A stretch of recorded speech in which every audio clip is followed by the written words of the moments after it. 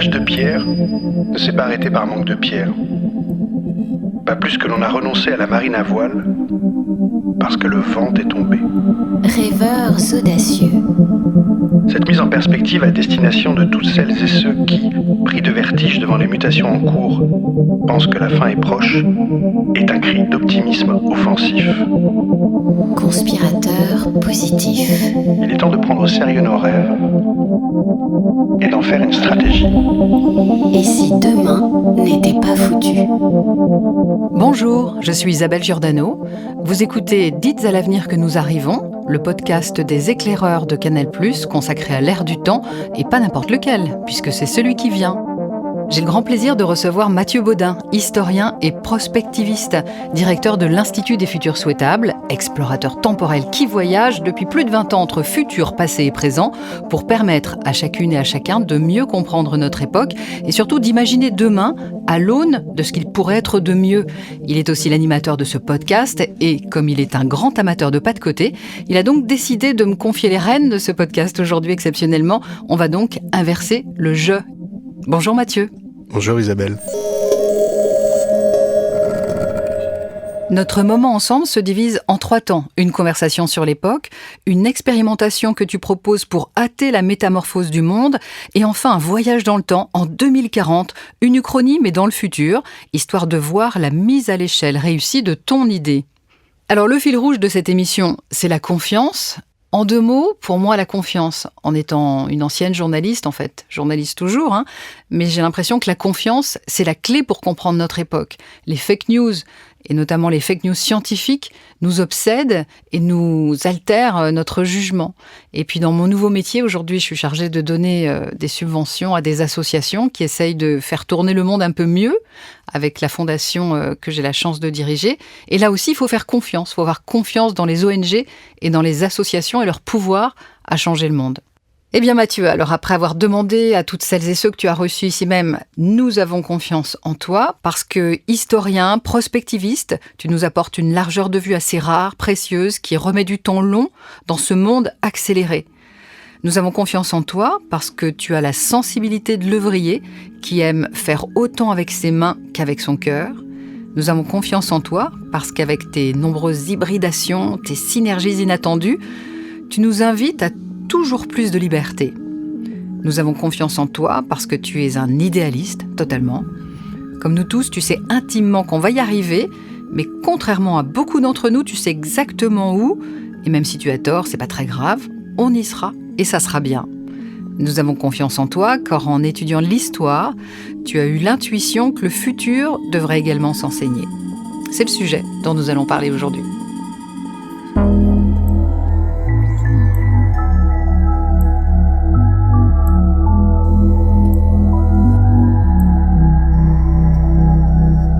La première question qu'on va se poser, c'est comment ressens-tu l'époque, Mathieu ?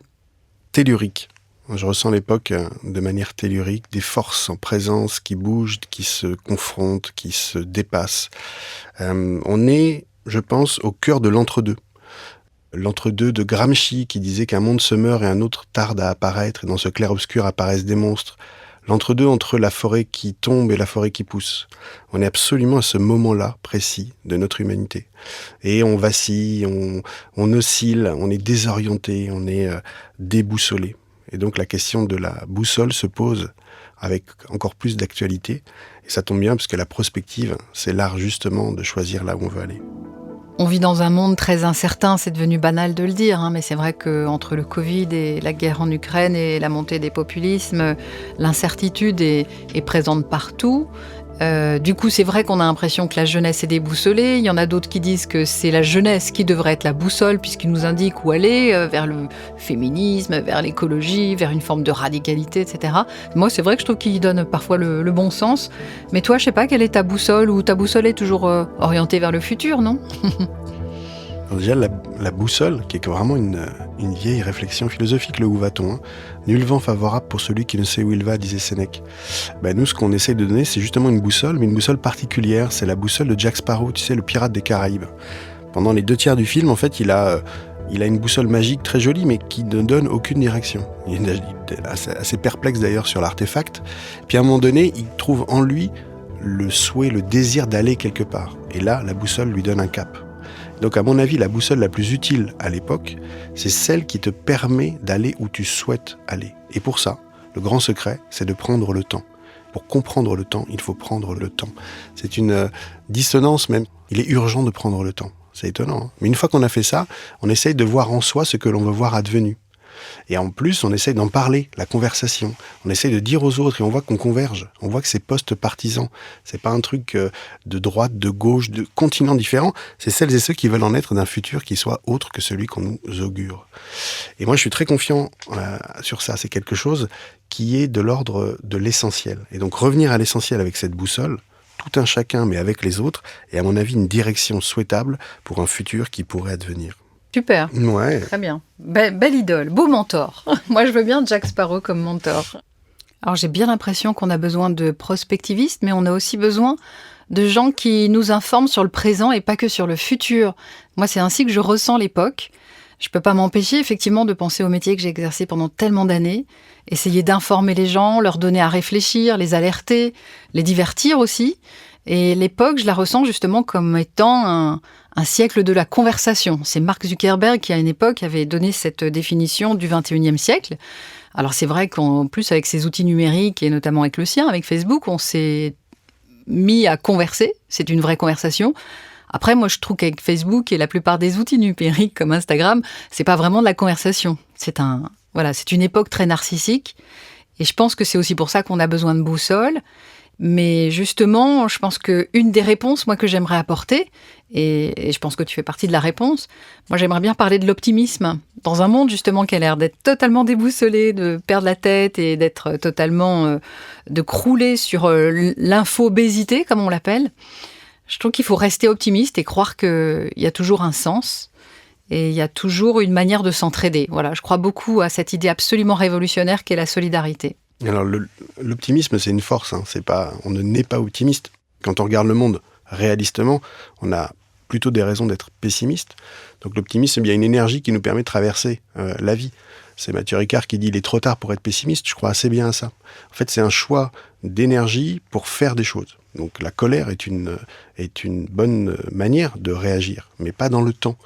Moi, je suis historien et j'ai vu que depuis la nuit des temps, des petits groupes d'individus ont eu besoin de se raconter des histoires avec une telle gourmandise qu'ils aient envie de les faire advenir. Un sacré super pouvoir, ça.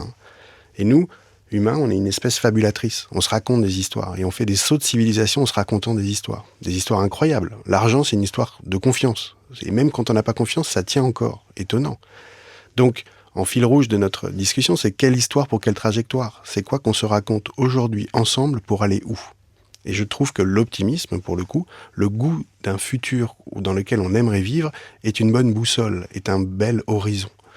Vous n'avez pas manqué de vous apercevoir que les noms des partis politiques ont changé. Donc, il y a un Horizon qui est arrivé, Renaissance, l'Avenir en commun.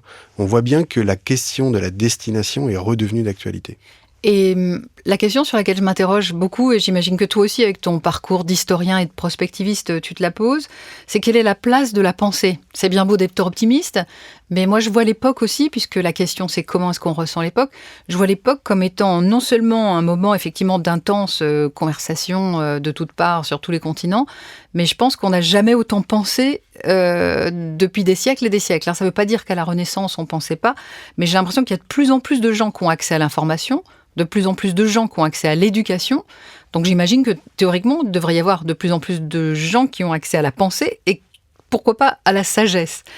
J'ai pas l'impression qu'on soit vraiment là-dedans, mais j'aimerais bien m'accrocher quand même à l'idée que plus on sera cultivé, plus on aura de l'éducation et plus on saura faire fonctionner notre cerveau, eh bien plus on pourra certainement construire un monde plus solidaire, plus fraternel, plus écologique, plus tout ce qu'on veut, et avec aussi cette fabrique des récits à laquelle tu participes, et tu connais mon goût et mon appétence pour le cinéma, pour la culture. Donc voilà, l'époque, je la ressens aussi comme étant un siècle où il n'y a peut-être pas assez de culture, ou en tout cas la culture devrait être accessible au plus grand nombre, et c'est peut-être ça qui nous rendra plus forts, plus optimistes, et peut-être plus capables de penser. Alors je pense que c'est nécessaire, mais pas suffisant. Il y a une tristesse dans la prospective, c'est à l'expérience, hein. C'est pas parce qu'on sait qu'on fait. Les hommes et les femmes politiques, en fait, elles sont bien au courant d'un certain nombre de choses, et c'est pas pour autant que l'action est générée. Pourquoi ? Parce qu'il y a des entraves, il y a des liens, il y a des aliénations, il y a des héritages. Peut-être aussi que la première des batailles à mener, c'est un changement de regard sur les choses. C'est ce premier changement qui commence à changer les choses. C'est ça la bataille des imaginaires, et à mon avis, c'est la bataille préalable. Donc nécessaire mais pas suffisant. Il y a aussi beaucoup de bruit. On a du mal à faire le tri entre le bon grain et l'ivraie, entre tous ces messages aussi qui nous font prendre des vessies pour du long terme. On a du mal à aller à l'essentiel. Et là encore, une question, à mon avis, qui traverse l'époque, c'est que c'est une invitation peut-être à retourner vers l'essentiel. L'essentiel, c'est à la fois des choses anciennes qu'on a perdues, mais c'est aussi des choses nouvelles qui nous font découvrir des nouveautés. Donc, on est dans un moment tectonique, tellurique, et les récits qu'on se raconte nous donnent l'énergie ou pas d'aller dans une aventure. Parce que moi, ce que je ressens, c'est que c'est pas du tout une érosion, ce qu'on est en train de vivre, c'est une profonde aventure comme rarement les humains en conscience les ont vécues. Les renaissantes et les renaissants, on se l'est dit déjà dans le podcast, ils n'étaient pas en train de se ressentir en renaissance. Ils se sentaient dans une crise culturelle, topographique, géographique. Et donc, c'est les modernes, une fois installés dans l'époque, qui ont dit de cette zone d'entre-deux que c'était la renaissance. Moi, j'ai l'impression qu'on vit une renaissance, qu'on peut y participer, mais qu'on en a conscience. Ça, c'est incroyable. Il y a quelque chose de l'ordre d'une force de vie là qui est en train de se générer, qui, à mon avis, donne de l'allant. Alors, je suis contente de t'entendre dire qu'on n'est donc pas foutu, c'est pas la fin du monde et c'est au contraire la renaissance. Donc ça, c'est quand même la bonne nouvelle du jour et c'est bien de la partager. On n'a pas parlé de la vitesse aussi, quand on parle de notre époque. Tu as souvent parlé d'un monde en accéléré, donc ralentir, ça serait tellement bien. Et puis, je te cache pas que je croise vraiment tous les jours des gens que, voilà, c'est devenu commun de les appeler les acteurs du changement, mais des gens vraiment qui font en sorte de faire en sorte que le monde aille dans le meilleur sens. Donc ça, il y en a beaucoup. Peut-être qu'ils sont encore un peu invisibles et peut-être que si le monde ralentissait, on pourrait s'arrêter, voir ces gens qui sont soucieux en plus de pas seulement réduire la pauvreté, réduire les inégalités sociales ou améliorer l'état de la planète. C'est des gens qui sont aussi à la recherche des causes. Donc c'est ce qu'on appelle le changement systémique. C'est ce qui me préoccupe le plus, moi, en ce moment, dans cette époque. C'est d'être du côté des acteurs de changement et surtout de ceux qui veulent un vrai changement systémique. Donc travailler à faire en sorte que le monde soit meilleur chaque jour, je pense que c'est devenu une vraie préoccupation, une obsession même pour beaucoup, beaucoup de gens, et notamment pour la jeune génération. Alors la célérité, chaque génération, on le voit bien dans les témoignages, a l'impression que ça s'accélère. Dans les années 50, ils avaient vraiment l'impression que ça s'accélérait. Ils sortaient d'un temps, en plus l'après-guerre, avec une envie de vie, une force de vie pour ceux qui avaient survécu, un besoin de résilience parce que tout avait été détruit. Il y avait une disruption mécanique qui arrivait, c'était l'avion à grande vitesse, le nucléaire, l'espace. Et donc ils avaient vraiment l'impression que ça s'accélérait. À la fin du XIXe siècle, ils avaient vraiment l'impression que ça s'accélérait. Nous deux, on est contemporains de l'époque, on a l'impression que ça s'accélère. Il n'empêche, avec la disruption technologique, on a l'impression qu'il y a quand même une révolution tous les lundis qui arrive, alors que ça arrivait tous les 10 ans, il y a 20 ans, le temps d'une vie, peut-être, il y a 50 ans. Donc oui, ça s'accélère. Après, le court terme, ça n'a pas toujours été l'horizon de temps que les humains se sont choisis. Nous, notre époque, a choisi le court terme comme horizon politique, économique, quasi même de vie. On a une consommation à la chose étonnante. On a fait, à l'Institut des Futurs Souhaitables, l'autopsie un peu de à quel moment on s'est décidé de transformer cet horizon de temps, qui était plutôt un temps très long. Avant, c'était qui va aller loin ménage sa monture. Avant, c'était, pour ceux qui aimaient l'ancien régime, c'était des souverains qui plantaient des arbres pour que leur petite fille ou leur petit-fils puissent avoir des armadas. À un moment donné, nous, on a décidé qu'on allait réduire tout ça. Certainement, en 29, c'est arrivé, après la crise de 29, Bernard London, cet agent immobilier qui a théorisé l'obsolescence programmée, a commencé à mettre ce verre dans le fruit. Et puis après, dans les années 50, il y a eu, on en a parlé dans l'émission, le marketing qui est venu nous donner des besoins dont on n'avait pas peut-être besoin, la publicité qui nous a martelé des besoins dont on n'avait peut-être pas besoin, et le crédit à la consommation qui nous a donné la capacité d'avoir des besoins dont on n'avait pas vraiment besoin. La société de consommation, elle a été structurée sur ça. Si on fait tout ça à 9 milliards d'individus et qu'on n'a pas quintuplé la planète, ça marche pas. On peut se le dire sans tristesse, sans colère, sans hockey boomer. Il faut juste changer le système, passer à autre chose. Et passer à autre chose, c'est peut-être une opportunité en conscience de revenir à l'essentiel, de revenir à ce qui nous fait vivant, ce qui nous fait vibrer, ce qui nous fait vivre, tout simplement. Et donc je prends ça comme une opportunité formidable de tout pouvoir re-questionner. Parce quand même rare, des humains qui ont pu tout pouvoir questionner. Et en plus, demain, c'est très inclusif. C'est pas seulement les start-upers qui ont tout compris, c'est aussi des permaculteurs qui sont redevenus hipsters parce qu'ils avaient une connaissance de la Terre qu'on avait oubliée, qui profondément pour nous est une innovation. C'est ces peuples racines qui reviennent dans les discussions du monde pour nous rappeler comment on peut dialoguer différemment avec la nature et s'inclure dans quelque chose qui est plus grand que nous, qui s'appellerait le vivant. Donc il y a quelque chose d'une aventure collective où il y a tellement de chantiers à faire que tout le monde est le bienvenu. Et dans cette aventure collective, dans les nouveaux besoins, je crois qu'on a besoin d'humains. J'aime beaucoup effectivement ta manière de rappeler nos différents besoins, court terme, moyen terme. Et c'est vrai que ce besoin de lien social, il a un petit peu disparu au fur et à mesure. On regrette toujours la place du village. Il y en a même certains qui regrettent la place qu'avait le curé ou l'église dans ce village. Ou l'instit. Ou l'instit, voilà. Le bistrot, le patron du café aussi, qui savait créer des conversations. J'en reviens toujours là, hein. Moi, j'adore la conversation, sans doute parce que je suis méditerranéenne. Mais c'est vrai que, voilà, moi aussi, je suis en manque d'humain. C'est sans doute pour ça que j'ai tellement travaillé à la radio et à la télévision aussi, hein. C'est cette fameuse main tendue, essayer de se parler les uns les autres. Et moi, j'y crois à fond. Et dans ma nouvelle vie aujourd'hui, c'est ça que j'essaye de créer et surtout de valoriser. Et je les vois tous les jours, effectivement, ceux qui sont, par exemple, en train d'œuvrer pour le mentorat. C'est une vieille idée, ça aussi, hein. J'imagine que toi, avec ton savoir d'historien, tu dois peut-être avoir entendu parler des tuteurs ou des parrains qu'il devait y avoir dans la Grèce antique ou peut-être dans la Rome antique.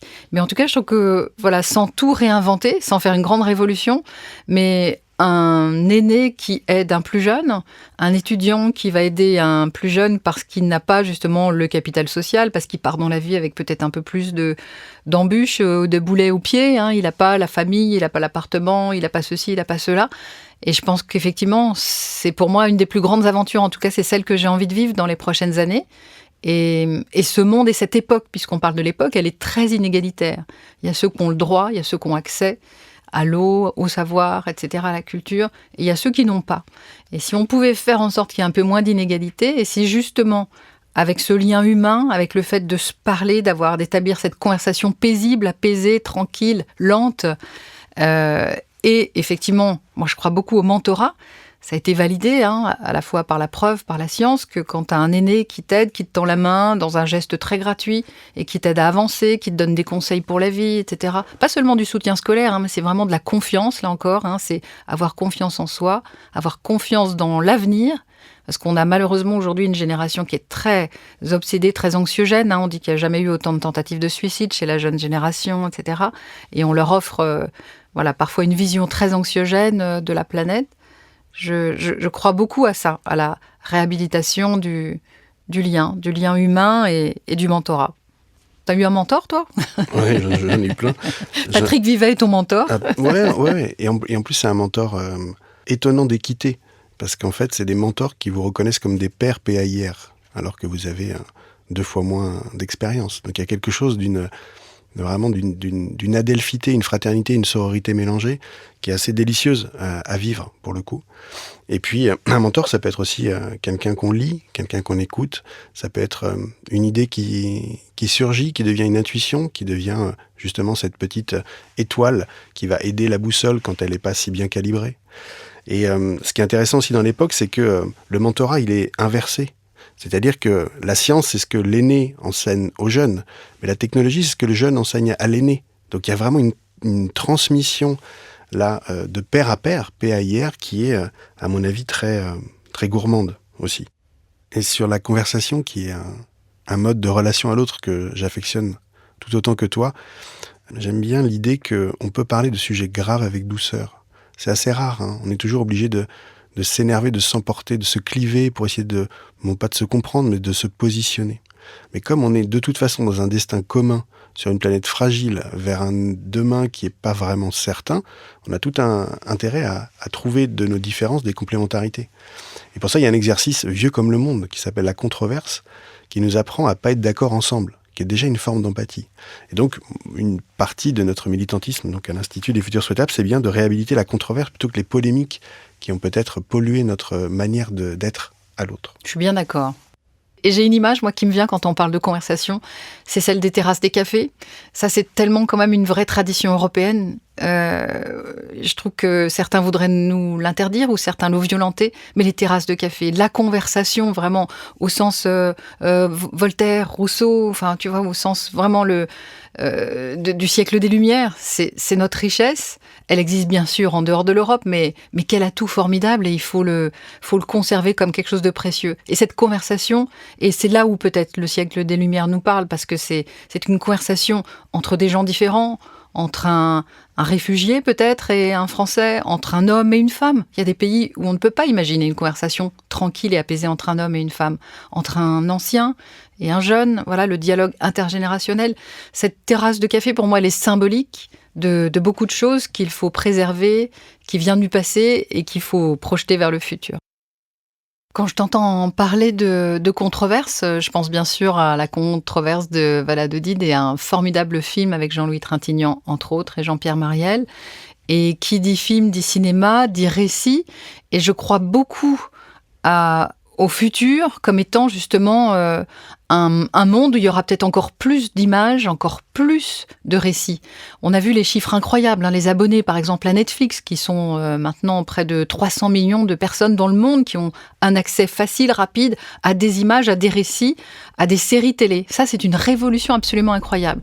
Et je pense que la plupart des dirigeants de Netflix ou des plateformes se sont rendus compte que c'était aussi un moyen, bon pas toujours, mais c'est aussi un moyen de faire passer des messages, des valeurs, des messages humanistes. Je sais qu'aux États-Unis, Netflix a vraiment fabriqué des documentaires et des récits pour changer le regard des Américains, de l'Américain moyen, sur la justice américaine ou sur l'histoire des Noirs américains ou sur les injustices, pour essayer vraiment d'avoir une transformation en profondeur. Et c'est ça qui change en profondeur le regard. Et c'est pour ça que je crois autant à la culture et notamment au pouvoir des images, au soft power des images. Il nous faut, dans le futur, fabriquer des récits. Il faut que vraiment à l'école, et je sais Mathieu que tu es très préoccupé de savoir de ce que l'on enseigne aux jeunes, il faut qu'ils gardent leur capacité de créer, d'imaginer. Un stylo, dessiner, écrire une histoire, un stylo, un papier, c'est la plus belle arme au monde. Et je sais que toi aussi, tu es sensible à ça. Tu es un peu tu es une sorte d'instituteur du futur. Et j'imagine que tu partages certainement cette obsession, justement, de la fabrique des récits. Absolument, surtout qu'il n'y a pas que nous, humains, finalement, qui prenons le récit comme un moyen de métamorphose. Dans la biologie, quand le ver passe au papillon, il y a plusieurs étapes. Le premier, le ver, il a connu que l'horizontalité du monde. Il n'a même pas pu imaginer la perspective d'être dans l'air. C'est hérétique pour lui et c'est congénère. À un moment donné, quand les cellules de papillon arrivent dans le ver pour commencer, pour le pousser à se transformer, la première réaction du ver, c'est d'envoyer des anticorps. On tue l'alternative. Et au bout d'un moment, il y a un point de percolation. Il y a plus de cellules de papillon que d'anticorps pour essayer d'arrêter le mouvement de transformation. Et là, se passe le moment de pause, la chrysalide. Quelque chose de magique, d'alchimique se passe, et puis le papillon et la perspective de l'air. Les biologistes ont décidé de nommer ces cellules de papillon des cellules imaginales, comme si l'imaginaire était la clé de la métamorphose. Et moi je pense que les histoires qu'on se raconte vont nous donner le goût des trajectoires que l'on va suivre. Et donc, vous l'avez sans doute senti, puisque ça fait longtemps que vous allez au cinéma, et puis toi, tu es une grande spécialiste de cinéma, on a quand même un tropisme dans la science-fiction de montrer demain comme la réalité augmentée de ce que l'humanité a de pire. C'est toujours les mêmes scénarios, c'est un scénario noir souvent, c'est un scénario effrité, il y a du brouillard, du sable, quelque chose qui est corrosé, qui vous fait mal à être vivant. Il y a des grandes structures verticales dont on voit jamais le toit, comme si c'était seulement pour fuir la Terre. Game over généralisé pour l'environnement, il n'y en a pas. Et puis le seul îlot d'espoir qui nous reste, c'est l'amour, qui arrive à 2/3 du film, entre un homme et une femme, un homme et un homme, une femme et une femme. Vous choisissez la combinaison qui vous va, mais le simple fait que l'humain puisse encore aimer, là réside l'espoir. C'est petit quand même comme vision du futur. C'est Blade Runner, c'est le 5e élément, c'est tout ce que vous voulez. Et pourtant, on n'a pas toujours eu ce tropisme-là. À la fin du 19e, on voyait demain comme nécessairement quelque chose qui allait être mieux. Quelque chose dans notre imaginaire s'est cassé. Certainement que les 2 guerres mondiales ont relativisé le progrès. Certainement que notre vision, qui est finalement auto-centrée, voit notre diminution d'influence comme un traumatisme. Et pourtant, demain sera profondément ce que nous allons en faire. on en est sûr. C'est toujours comme ça que ça s'est passé. Donc moi, je milite, et je serais content en tant qu'Institut du futur, j'adore cette dénomination, ça plaira à mes parents qui sont tous les deux instituts. J'aimerais, moi, mettre des cours de futur à côté des cours d'histoire dans l'éducation nationale. Pourquoi ? Parce que depuis la nuit des temps, et j'en suis un pur produit, et je suis content d'être ce produit-là, on a éclairé le présent à l'aune de ce qui a été.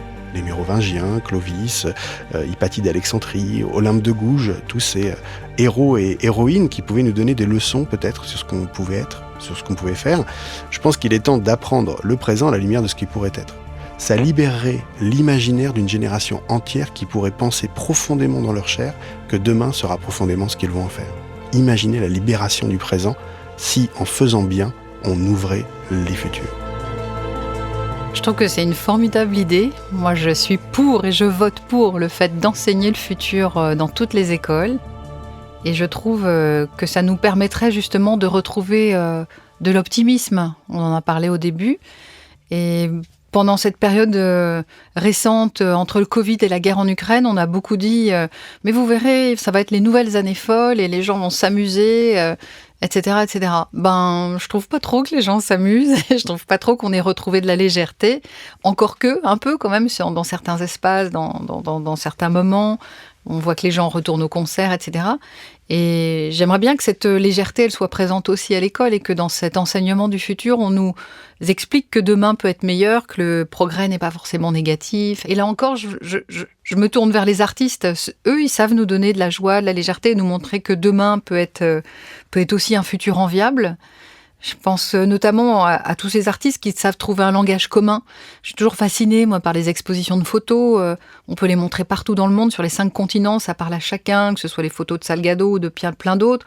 Ou là, en ce moment, moi, j'aime beaucoup la danse contemporaine d'Ophé Schechter, qui est israélien, mais qui passe son temps entre l'Opéra de Paris, Londres, et il montre aussi ces spectacles partout. Il a eu la chance, en plus, d'être filmé par Cédric Clapiche. Et là aussi, il y avait beaucoup de joie dans ce film qui était symbole justement de tout ce que la danse peut amener comme vitalité. Et dans la danse contemporaine qui est très tellurique comme ça, qui part beaucoup des pieds qui tapent par terre, etc., qui est très différente de la danse classique qui est plus aérienne. Et j'aime bien ce pouvoir qu'ont les artistes de nous réenchanter, en fait, d'enchanter un peu le futur. Tous les arts sont bons conseillers. Mais il y en a un, moi, particulièrement qui me touche, c'est la poésie. Alors, pas que moi, c'est Cocteau qui disait que le poète, c'est le seul à pouvoir se souvenir de l'avenir. Et puis les Grecs anciens qui avaient à leur disposition toute la cosmogonie possible et inimaginable. Ils avaient encore plus d'imagination que Marvel et DC Comics mélangés. Ils ont choisi la poésie à Delphes pour adresser la question à quelqu'un, la Pythie, qui pourrait répondre et donner des éléments de réponse concernant l'avenir. L'eau de Castalie qui coule encore à cette légendaire attribution de donner un élan poétique à celle ou celui qui la boit. Donc dès le départ, la poésie, donc l'art de sublimer les choses, la beauté des choses et d'imaginer quelque chose qui n'est pas, mais donner l'expérience de ça. La terre est bleue comme une orange, on a déjà une expérience alors que le fait n'est pas avéré. Donc moi, je choisirais la poésie, moi, pour faire des cours de futur, justement pour essayer de dépasser, pour faire ce pas de côté un petit peu, d'abord dans sa tête et ensuite dans sa vie. Puis on pourrait imaginer plein de choses, on pourrait demander à tous les profs de jouer à ce jeu-là, quel que soit leur goût, leur obédience, leur manière de faire. L'historien et l'historienne, elle pourrait parler des grandes évolutions des nouvelles années 30. La biologiste, elle pourrait parler des sentients, de ces êtres qui sentent, quel que soit leur caractère humain ou non humain. Elle pourrait donner justement le goût de ça. La géographe ou les géographes, ils pourraient nous parler des connexions des villes mériennes, puisque pour l'instant, l'humanité s'est arrêtée à la surface de l'eau, les marins, peut-être qu'il y a toute une vie incroyable en dessous. Et puis les économistes, ils pourraient enfin nous dire comment serait le monde avec des nouveaux indicateurs pour calculer les nouvelles richesses. L'éducation civique, elle pourrait nous parler du Parlement des choses, le rêve de Bruno Latour, qui pourrait mettre dans une même assemblée des représentants des animaux, des végétaux, des minéraux peut-être, pour discuter ensemble avec les humains de la destinée de leur monde commun. Les profs de PS pourraient nous donner des cours de préparation mentale, en plus que physique, des cours psychiques. Et puis la prof de philo ou le prof de philo pourrait nous faire justement une controverse. Est-ce que l'homme augmenté est-il encore un homme ? Peut-être une nouvelle controverse de Valladolid à faire. Et je suis contente de t'entendre parler de Bruno Latour parce que j'ai un grand respect pour les sachants, les universitaires, les chercheurs. Et Je trouve qu'effectivement, dans cette école du futur ou dans cet enseignement du futur, on pourrait aussi passer un petit peu de temps avec des chercheurs qui, eux, sont vraiment sur du temps long. Et pour le coup, eux aussi, ils regardent quand même vers le futur, surtout quand ils essayent de nous alerter sur l'érosion de la biodiversité ou sur le dérèglement climatique. Sur les imaginaires, j'avais envie de rebondir quand même sur cette affaire d'école. Tout ne s'apprend pas à l'école et l'école n'est pas le seul lieu du savoir. Et l'école n'est pas le seul endroit où les enfants peuvent apprendre. Et du coup, j'aimerais bien aussi qu'il y ait cette possibilité de fabrique des récits ou de propagation, de promotion des imaginaires, de promotion de la culture un peu partout, dans tous les lieux de décision. Je pense qu'effectivement, c'est important de le faire dans les collectivités. J'aime bien parler de la place du village, mais voilà, que ça soit présent dans la rue. J'adore le street art, par exemple, pour ce qu'il a de galvanisant pour chacun. On marche dans la rue, on voit une œuvre d'art, voilà, c'est accessible à tous et c'est formidable. Il y a une société qui a lancé un immeuble, une œuvre d'art, où ils mettent une œuvre, à chaque fois qu'ils construisent un immeuble, ils mettent une œuvre d'art au milieu. Et dans tous les lieux de décision, ça veut dire aussi, pour rigoler un jour, j'avais répondu à un journaliste, il faudrait mettre un artiste dans chaque COMEX. Mais c'est vrai que dans les entreprises aussi, pourquoi pas, mettre des artistes, des fabricants d'imaginaire, mais vraiment partout, pas seulement au sein du gouvernement. Parce que les lieux de décision, en fait, ils sont multiples. Alors, tu as raison, l'école, c'est plus seulement un temps, c'est plus seulement un espace. On peut être à l'école toute sa vie, on peut se former toute la vie. On est d'ailleurs invité à faire ça, puisque le monde bouge, mais nous bougeons dans ce monde. Et je pense que si tu aimes les cafés, moi j'aime les agoras. Une vieille tradition d'avenir, les agoras. Cette place circulaire, un grand théâtre, où on peut considérer que celui qui est sur scène est à la hauteur de celles et ceux qui sont dans les gradins. Et donc on pourrait aussi, moi c'est mon rêve, réhabiliter ces places antiques pour parler de l'avenir. Dans les villes, dans les régions, peu importe où, il y en a partout des amphithéâtres, où on se poserait ensemble pour prendre le temps, du temps, pour essayer d'imaginer ensemble ce que l'on veut voir encore une fois advenu, et on s'apercevrait que notre voisin qu'on ne connaît pas a la même envie, le même désir. Et le désir, étymologiquement, c'est l'inverse de la sidération. Ça tombe bien, c'est ça qui nous tétanise en ce moment, c'est ça qui nous englue. Donc essayons de nous élever ensemble en se disant juste tout simplement ce que l'on souhaite. C'est ça, à mon avis, la meilleure évolution plus encore qu'une révolution. Et puis je termine aussi peut-être sur ce goût que tu partages, ce goût des autres, ce goût de l'éducation.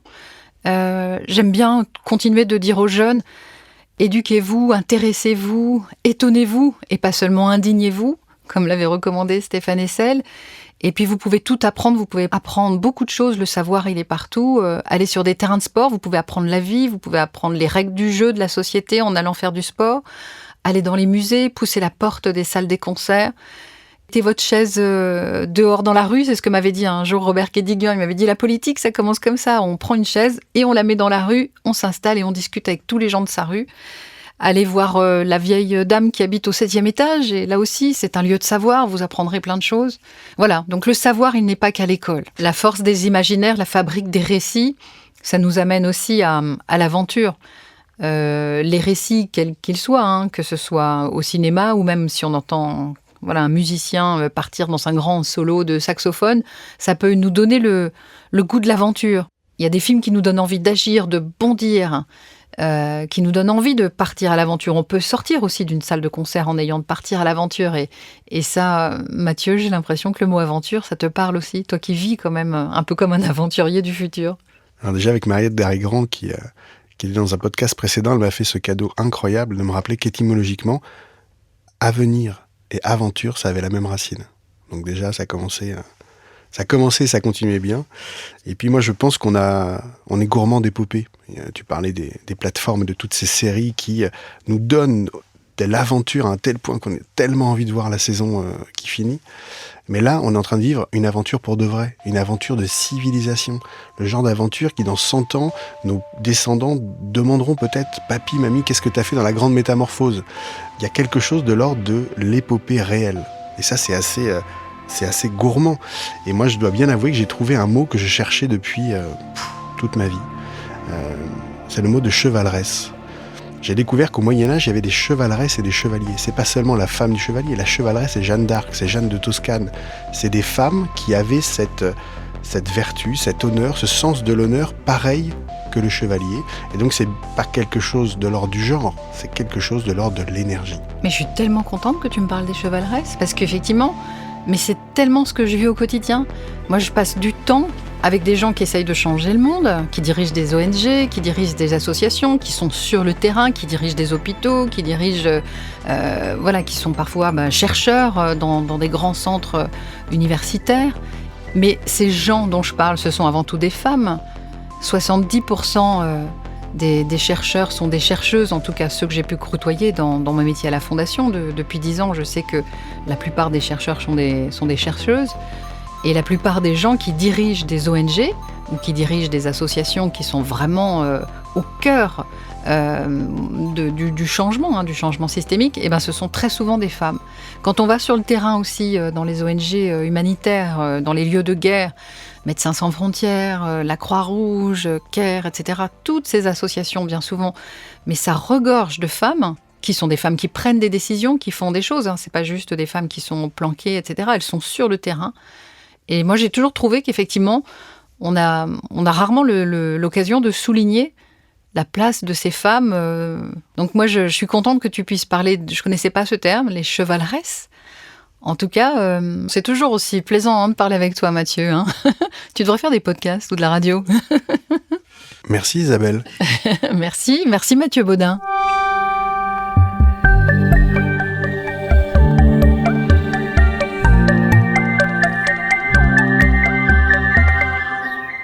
Je vous propose maintenant de prendre une grande inspiration pour un voyage dans le temps et de dépasser le temps d'une expérience de pensée, le « c'est impossible » par « c'est fait » et voilà ce que ça a changé. Septembre 2040 à Delphes. Entre des pierres millénaires, une mer d'oliviers et une vue plongeante vers le golfe de Corinthe. Le voilà, ce moment que nous attendions tous depuis si longtemps. Après d'une myriade, investissant l'ensemble du village de Delphes, nous sommes sur le point du monde, où l'on parle de futur régulièrement. Une tradition d'avenir, remise au goût du jour depuis les années 20.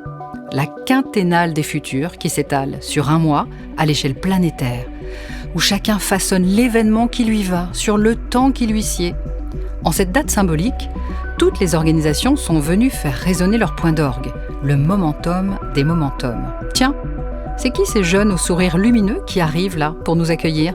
Tu les connais, Mathieu ? C'est Jeanne, ma fille, avec plusieurs de ses amis. Ils sont tous là, qui ont 20 ans ou quasi cette année. Jeanne, Adèle, Phileas, Ulysse, Ellie et les autres. Je crois tellement en cette génération. Ils ont tous les ingrédients. Curiosité, énergie, connaissance, réseau interconnecté, multilinguisme, bienveillance et bienveillance. Ils partent de plus loin que nous et vont pouvoir nous dépasser. Le monde en a encore besoin. C'est vrai que ces jeunes sont d'une ouverture à demain, mais comme on n'en a jamais eu. Ils savent profondément que demain dépend d'eux, qu'ils ont à la fois une responsabilité et une marge de liberté incroyable. C'est dû en grande partie à ces cours de futur qui ont émergé dans les années 25, sous des formes aussi variées que la diversité des enseignants sans précédent qui les professaient.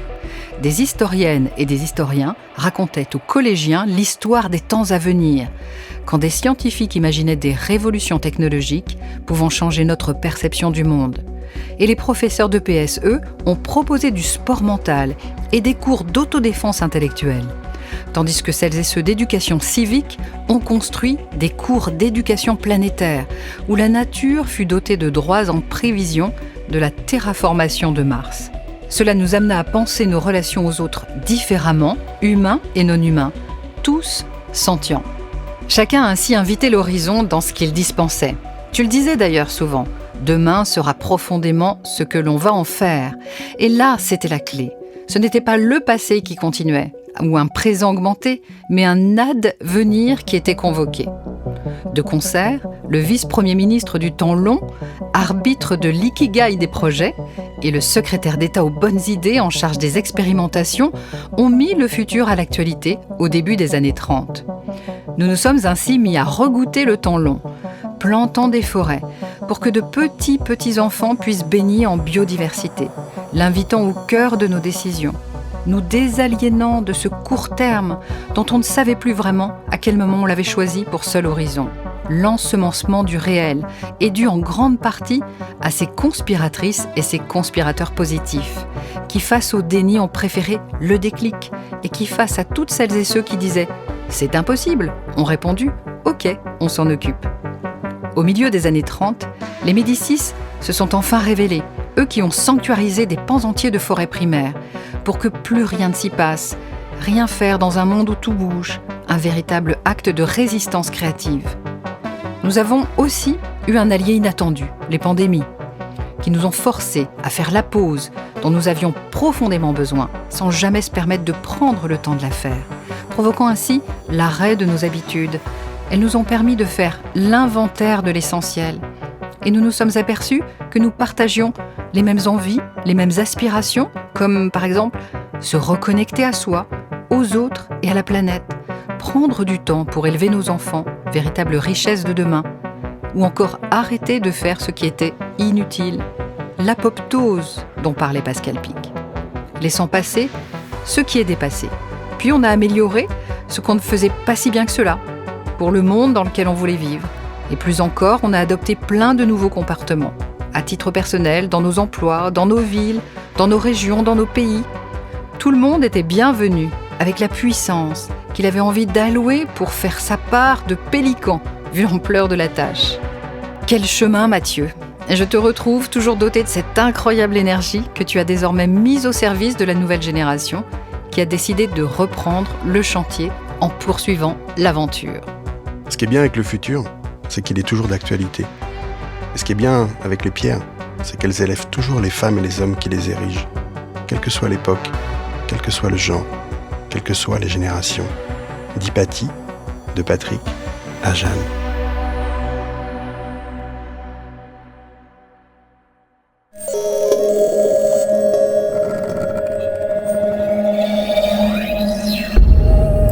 Merci beaucoup d'avoir écouté ce podcast. Merci à l'équipe technique, à Carole Babin-Chevet, ma co-autrice des Uchronies, et à l'équipe de CQFD.io. Si vous voulez en savoir plus sur le monde de demain et les initiatives à l'œuvre ici et maintenant, rendez-vous sur le site des éclaireurs de Canal+. On se retrouve très vite pour un nouvel épisode, et si vous voulez partager ce moment avec nous, n'hésitez pas à vous abonner. À très bientôt.